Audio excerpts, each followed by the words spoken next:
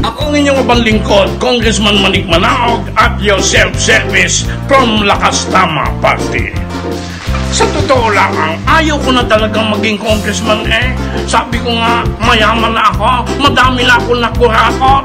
At saka sabi ko nga, ay babalik na lang ako sa aking hobby, pagiging DDI, Dirty Dancing Instructor.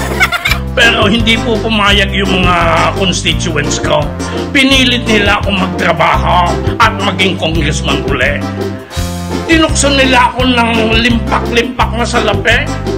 Tinanggihan ko. Tinuksan nila ako ng laging konsesyon. Aba, ay, tinaboy ko.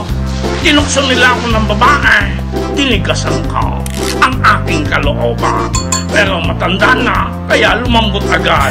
Kaya yun, congressman na naman ako.